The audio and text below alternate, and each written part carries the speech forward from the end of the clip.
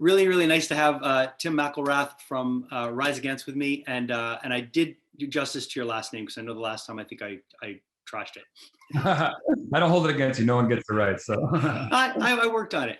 I know we don't have a ton of time with you today, but I just wanted to go over a couple of things. First of all, what a nice honor from your home city, right?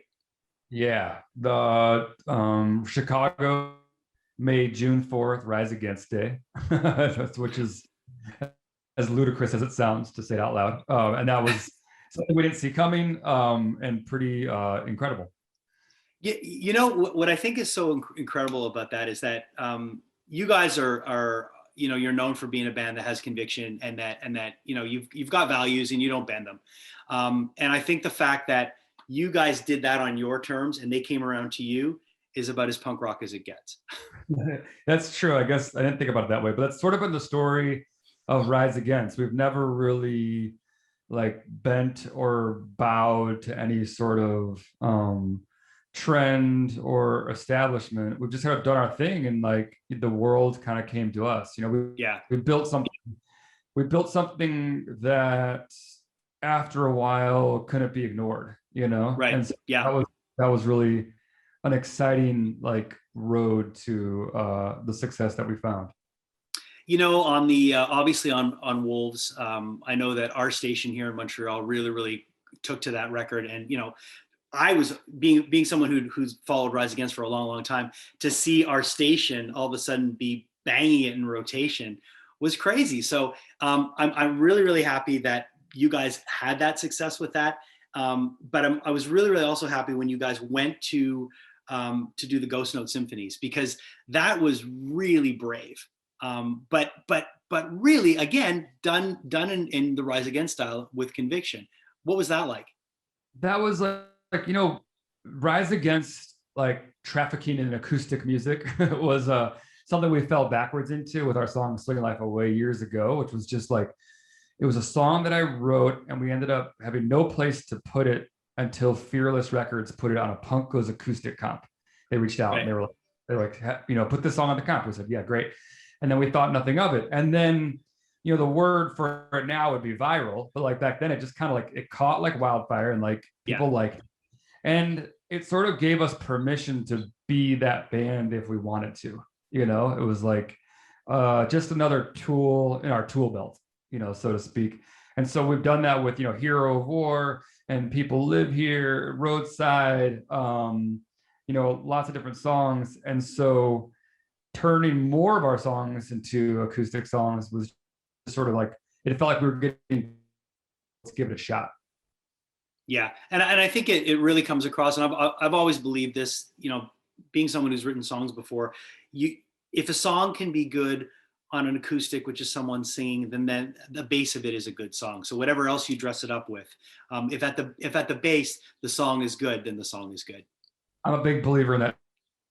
A good song should be able to be played, at a festival in Montreal, but it also should be able to be played around a campfire with your friends. Exactly. Tell me a bit about Nowhere Generation. The song itself, the lyrics, it's almost like it was perfectly timed to be released right now, because I think a lot of people feel a little lost with everything that's been going on in the world.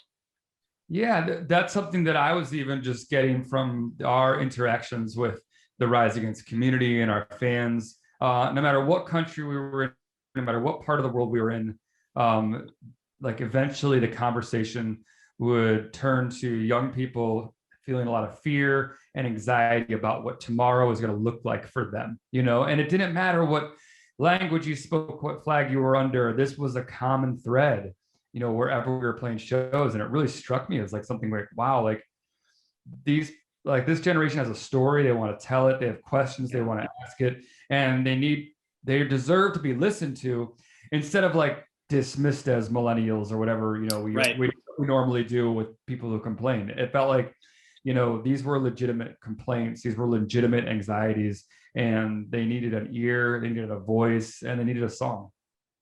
And it's and it really does beautifully convey that, that feeling. I've got a 17-year-old and a 14-year-old, and I think both of them, they look at some of the stuff that us old dudes do, and they're like, but this is so much easier if you just do it this way and this way. And I don't understand what all this commotion's about. Just be a good person. And it's kind of gives me a bit of hope when you see some of the younger kids.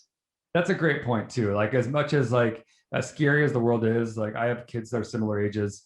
You realize a lot of the things that caused a lot of turmoil in our generation and the generation older than us are things that are in the wake, of the younger generation.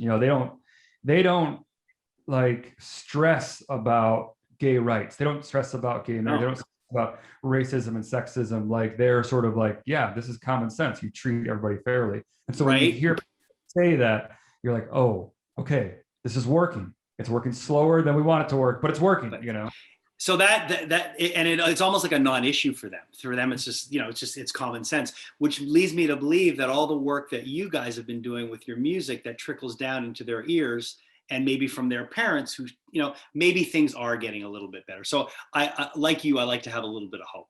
Absolutely. Yeah.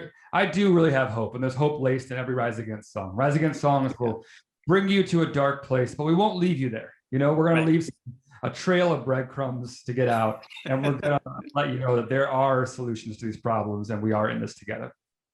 It's always a pleasure to chat with you. Again, thank you for taking the time. Look forward to seeing you guys again live, and just continue being an awesome dude, because you really are. Every time we've chatted, you're just the real deal. So thank you for always being like that. Well, and you too. Good to see a familiar face and hear a familiar voice. And thanks to all the fans in the area. Like, we can't wait to get back, play some shows. Shows in Montreal are epic, and we can't wait to do